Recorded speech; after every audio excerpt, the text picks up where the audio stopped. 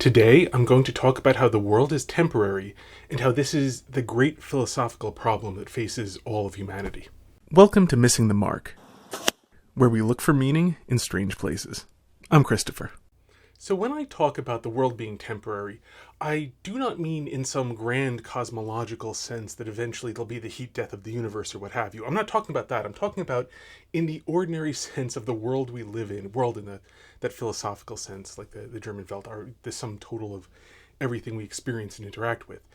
It is the nature of physical things that live in time that all creative acts are destructive acts.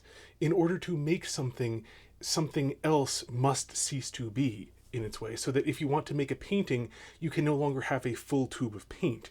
If you want to make a canvas, you can no longer have cotton fluff.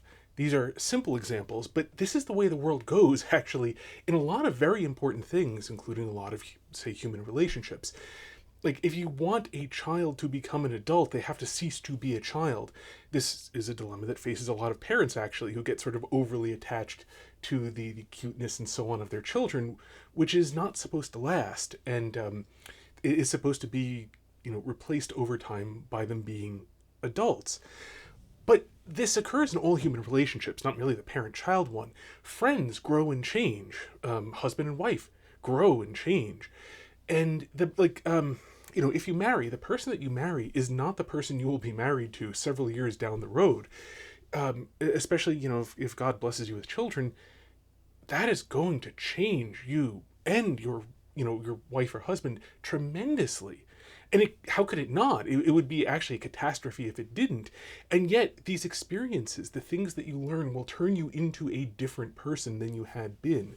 A related person, to be sure.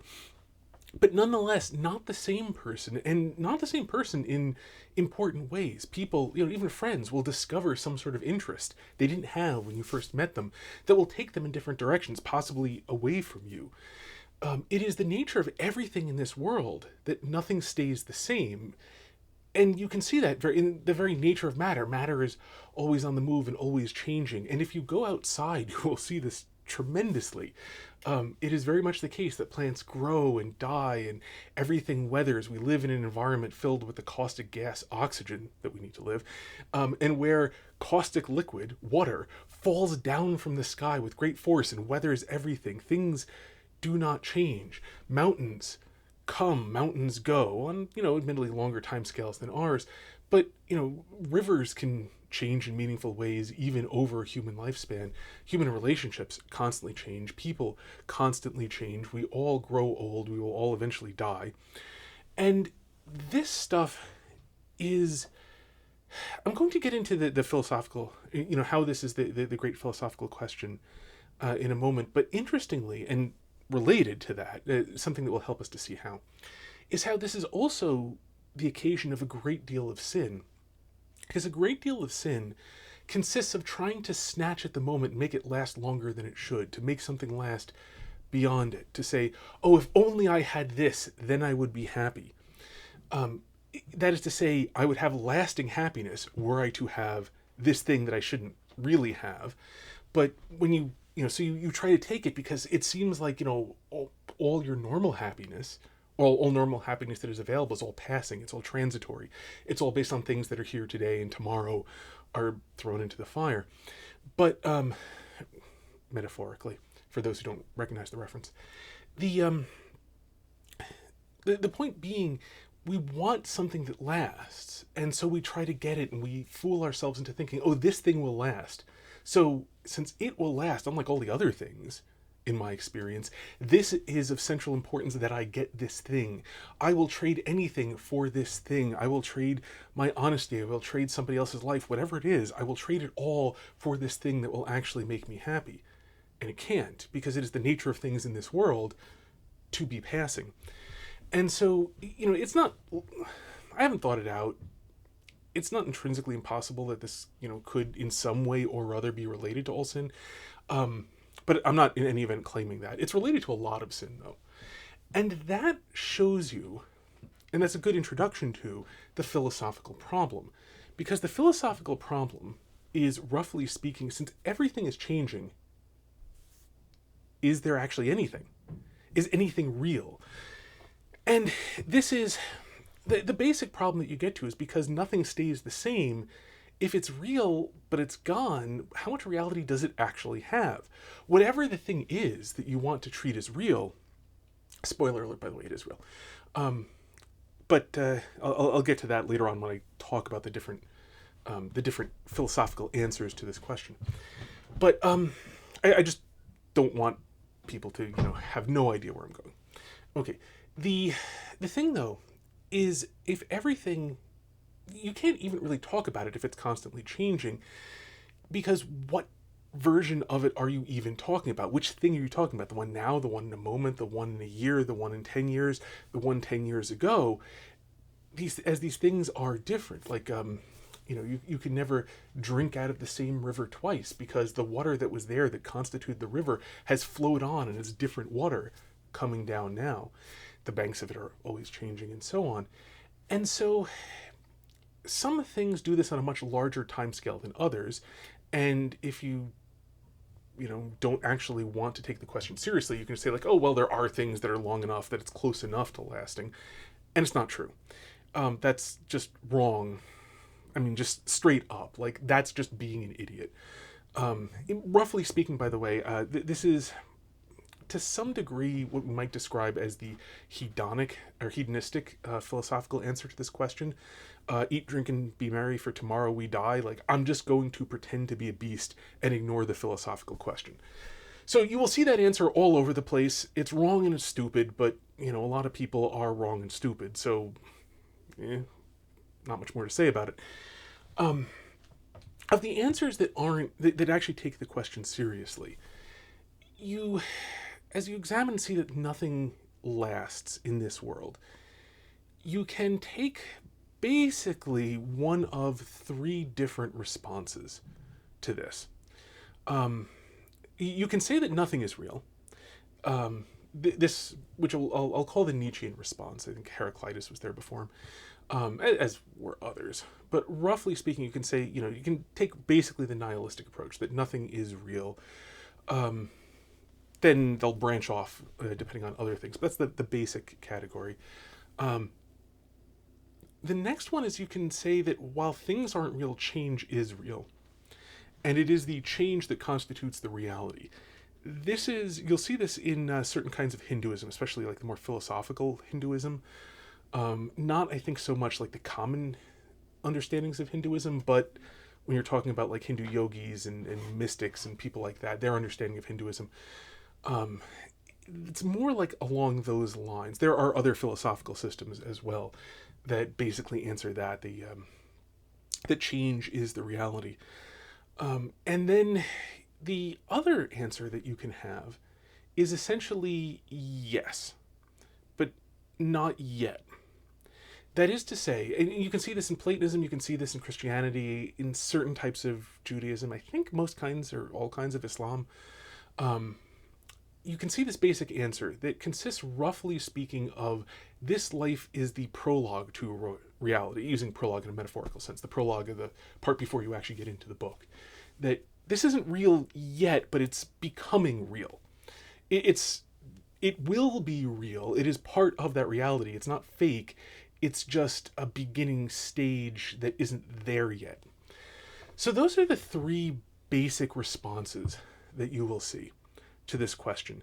And if you look at any philosophical system, and I'm including, the difference between just a bare philosophical system and a religion, roughly speaking, for the purposes of this video anyway, is that a religion marries a philosophical system with some sort of standard practices to help people live according to that philosophical system. So, things like ritual and so on. All human beings use rituals, just some use better rituals than others. And religions in general tend to have accumulations of rituals that actually make sense within the philosophical system and work for their intended purposes to at least some reasonable degree.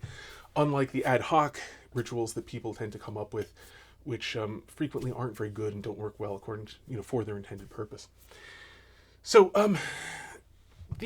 so I'm just going to use the term philosophical system in general to include both religions and sort of more bare philosophical systems like Nietzscheanism, for example. that first one, that answer that nothing is real, you can then go in several different directions with it. So like the early type of, there are a lot of different forms of Buddhism. Some of them become much more like what I'll discuss as Hinduism. That hold it like and some of them even are a bit more like Christianity. Like there's some versions of Buddhism that hold it basically that this is like a preamble to reality, that we're just kind of trapped. We are in some sense in some sort of thing where we're getting ready to go into the what is actually real. So you can see Buddhisms. There are a lot of different Buddhisms that have very little in common with each other, other than perhaps some of their rituals and so on, and meditative practices, etc. So I'm going to set Buddhism largely aside, or when I refer to Buddhism, I'm going to refer not to most Buddhisms as practiced today, but the Buddhism of, as far as able to understand it, of course, of Siddhartha Gautama, the original Buddha, who was a Hindu yogi who was trying to live with the Hindu answer and then concluded that it didn't work and came up with a different answer, which was more along these lines, that roughly speaking, that nothing is real, and it's all what we have is an illusion, and so the goal is to escape from the illusion, and that's why nirvana, extinguishment, and the goal being the maha nirvana, the great extinguishment. But he did have that, and that was, hence to escape, to get out of this, to simply cease to be part of this change, and then you will no longer be bothered because, and he's not wrong as long as you understand it properly, his insight was, in this world, we are, that existence is suffering, that the world is suffering. And, darn it, I'm getting it's like, anyway, the key insight there is that, and that's true, because all good things come to an end. All good things break down within this world. All good things end. Now, often making way for other good things, but usually not nearly as good in the immediate aftermath. So, usually it's like the good goes down, then, then the good starts to rise up again. As you have generations, it takes a long time for a child to become wise, for a child to become, to train themselves, etc. So it's not really wrong. And actually, both Nietzsche and Buddhism also had the basic insight that if everything is changing, and the thing is, there isn't actually that much variety that is possible. There's a lot, in a simple experiential sense, but overall, there's a sort of finite number of possible configurations of the world, and there are some details that we can get into about whether spaces can, essentially on the order of the continuum or on the order of rational numbers. But roughly speaking, the thing is, in sort of a practical sense, there's nothing new under the sun. That things keep on recurring and keep on recurring, and people keep on making the same mistakes and then having the consequences of those mistakes and changing and so on. And so the Buddhist, the Buddha called that the sorrowful wheel, that we're bound to this wheel. And this is where reincarnation came in. That, like, even when you die, because if death was just the end of it, then there wouldn't be a problem. You just escape when you die. But the problem was that you're bound into this causally on the sorrowful wheel where you keep on coming back. Although the thing is, as a quick note, in general in Eastern philosophies, the soul-body distinction was very different than the soul-body distinction, the understanding of it in the West. Whereas we understand things like knowledge, thought, personality, memory, and so on to be part of the soul. In the Eastern, it's much more like the soul is just like the energy that made things actually move, like life force, you could kind of vaguely call it. And so things like personality and memory and so on aren't really carried through, but you still kind of are. And these things are, there was an element of it being accessible because the Buddha was able to see his past lives and see all of the suffering of his past lives and so on, the futility of it all, etc. So, but within that system, you have the problem of reincarnation. For Nietzsche, you have the same basic problem, but he called it the joyful recurrence, because his approach to this, instead of trying to escape, was let's try to will ourselves to be happy even though we shouldn't be. It doesn't rationally make sense. It's the world, essentially, for Nietzsche is not rational, and so that's why Nietzsche latched on to will, rather than reason, because reason doesn't work. The world is not rational. It's a joke with no punchline that no one is told. And so the goal for Nietzsche was to be able to will yourself to be happy, even though you should be, rationally speaking, miserable. And hence why he took what the Buddhists call the sorrowful wheel and called it the joyful recurrence, because this is the goal, to try to embrace it, to try to be happy in spite of it. Now, that brings me to, because there are some similarities between this and the philosophical Hindu answer to the question that change is real. Because the thing is, because Hinduism has, at least philosophical Hinduism, is pantheistic. All things are God. Everything that is part of God. Not in like a constitutive sense, that there isn't a separation. There isn't a creation and a creator, but rather there is only one thing, all that is, which is God, continually cycling these changes through. And it is the sort of eternal nature of God to continually do these cycles. And so this is where you get the pantheistic answer. Like, Hinduism is not the only pantheistic philosophical system, but it is by far the best known one and the one with which I'm most familiar. There's a really great story, and I wish I could remember the text that it comes from. A friend of mine told it to me, because he's the one who actually read the stuff and told me about parts of it. But it's really it's this great story of the god Indra, who had just won this magnificent victory over whatever army he was fighting, and he had a palace built to celebrate this tremendous victory in battle. And I can't remember the name of the god who was the sort of builder god who was building it for him. And he kept on saying, like, it's not great enough. The victory was so magnificent. This palace doesn't really, it's not big enough. It's not grand enough to celebrate this victory. And eventually the builder god got kind of tired of this and said, come here.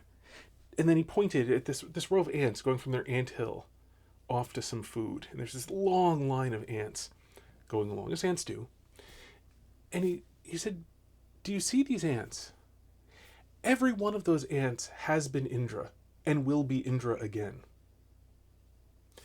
The point being to sort of humble Indra, to point out that, like, none of this is permanent, that there is a limit to how grand the victory in a battle can be, because the battle's going to happen again, and none of this stuff is in any way permanent. It's all going to come back.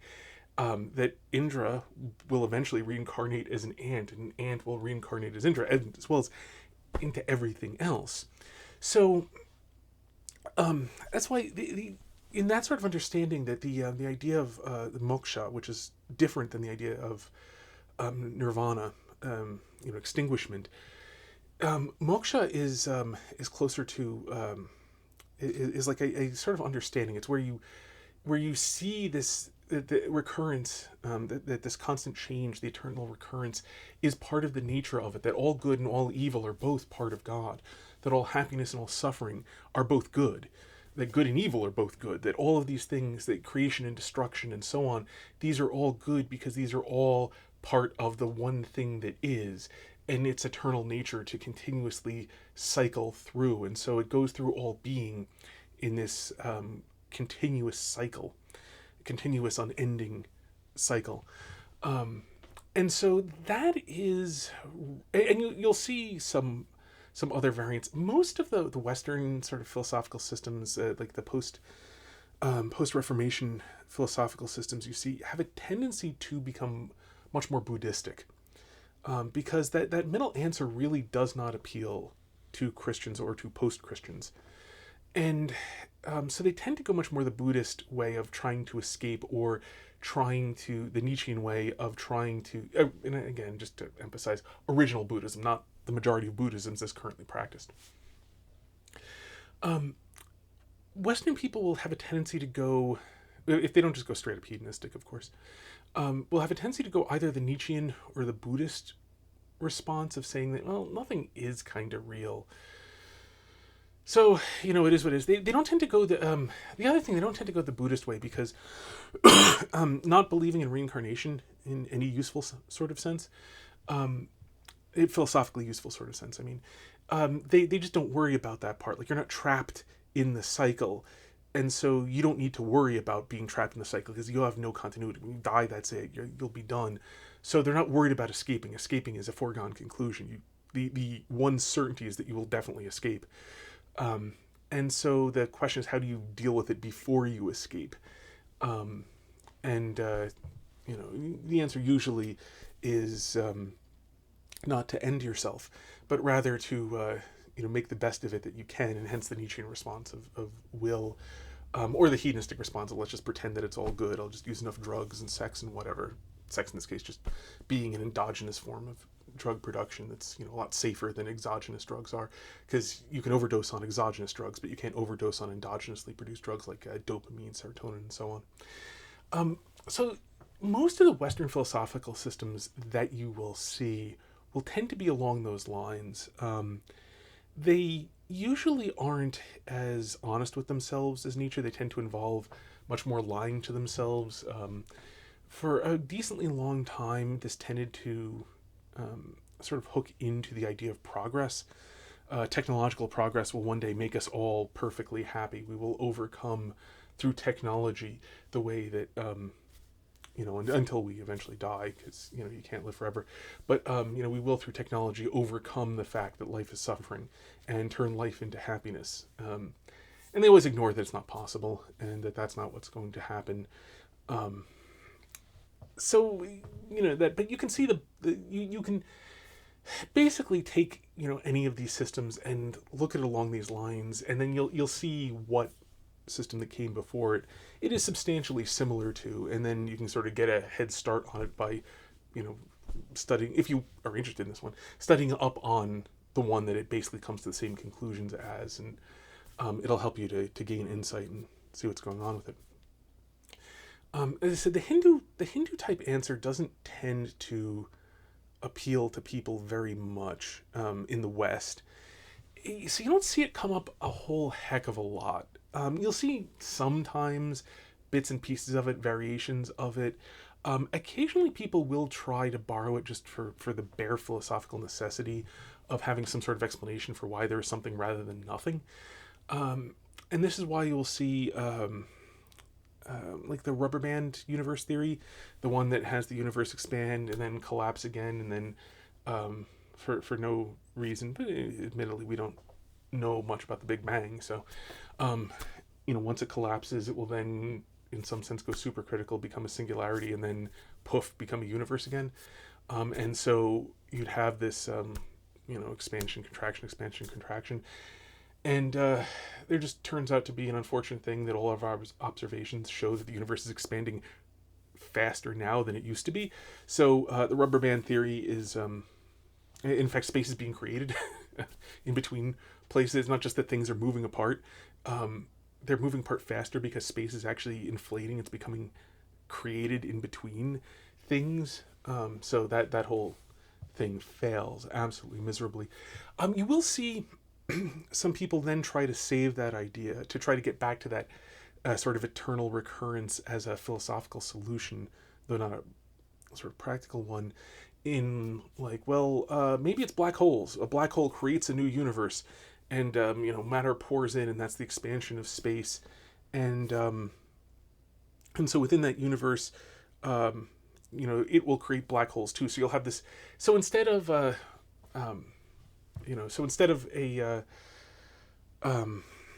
continual cycling, you have instead it's like infinite dominoes that never got started. And this is the problem. It's the wrong video for this, but I'll keep this tangent very short, I promise. The problem with all those things as a solution is that it is, right now is an actual definite moment. And so it's the problem is it's an infinite series that ended. Is what that is saying, because the infinite series is going in the wrong direction.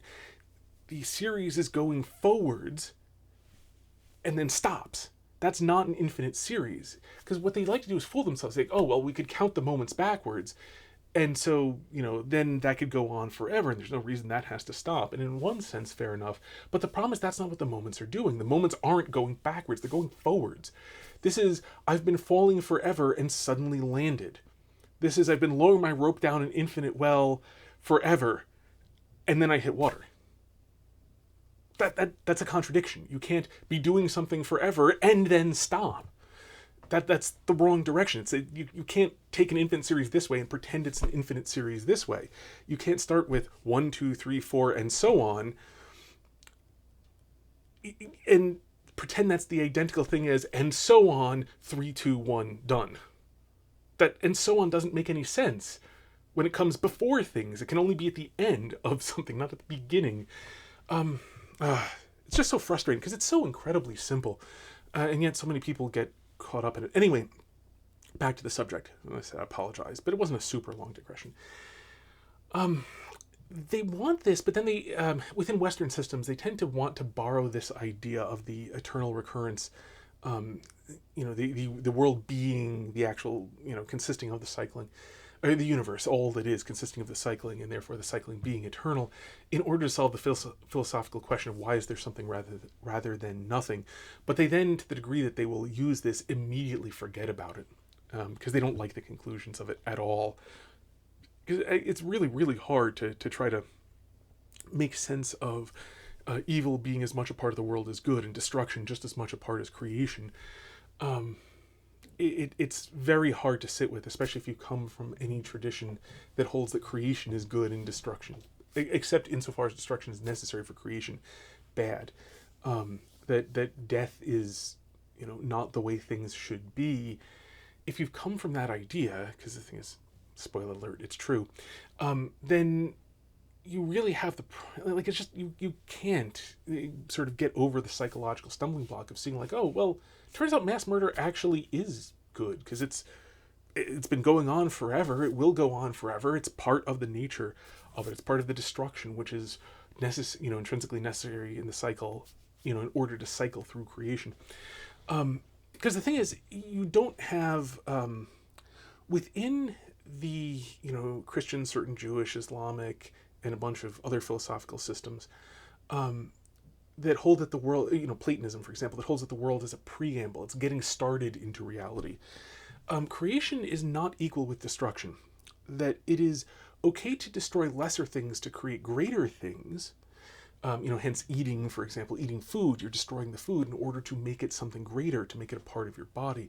You can, destroy. It's okay for a child to destroy the little child in order to become an adult, because they are making something greater. It is okay to destroy ignorance in order to, to make knowledge. It is okay to destroy a tube of paint in order to make a beautiful painting.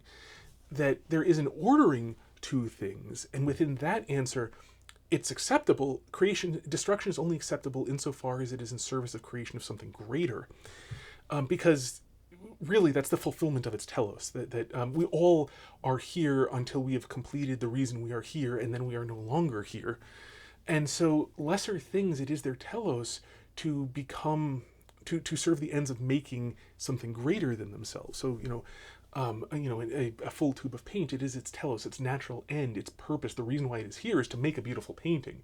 It cannot be happy in a really, in the sense of Makarios. I don't mean the emotion of happy. I'm not anthropomorphizing the thing. But it cannot be fulfilled until it has fulfilled its purpose. A tube of paint is, in some sense, an unhappy thing. I mean, only we can feel it sympathetically. The tube of paint is not the sort of thing that has emotions to it. But nonetheless, until it has become a painting, it has not fulfilled its purpose. It's still here because it hasn't done what it needs to do yet. And by the way, I like to joke that if the lyrics in Billy Joel's song Virginia are true, that only the good die young, that's because the good can afford to. Whereas the bad have not yet fulfilled their purpose, and so they need more time.